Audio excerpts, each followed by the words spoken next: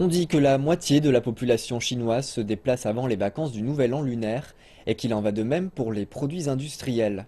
CCTV a rencontré plusieurs entreprises de transport dans le sud de la Chine. Si la demande pour les produits industriels décline, celle pour les biens ménagers est en hausse.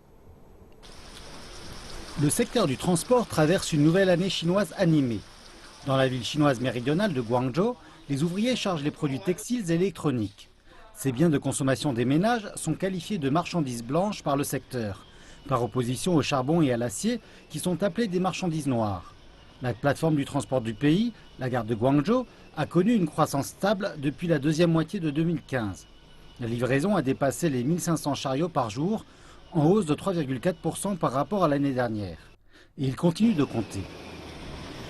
Notre livraison de marchandises blanches est de 300 wagons ferroviaires par jour en janvier. Par ailleurs, nous avons aussi des livraisons par la mer. À présent, 47% de notre cargo est constitué de marchandises blanches.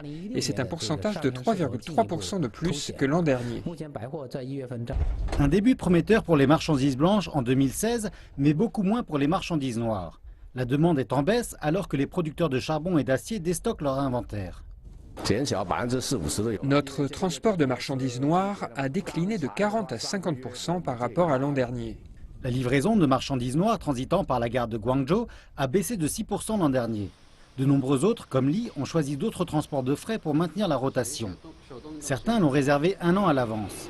Les experts disent que le fossé montre que le transport ferroviaire ne peut plus se reposer sur les marchandises noires comme auparavant et qu'ils ont besoin de proposer des services de livraison pour les biens de consommation pour mieux satisfaire la demande du public. Les compagnies devraient renforcer leur gestion du contrôle de qualité et produire à tour de bras plus de produits de qualité pour rencontrer la demande du public. Plus l'offre sera importante, mieux le secteur sera en mesure de baisser la pression sur la croissance chinoise.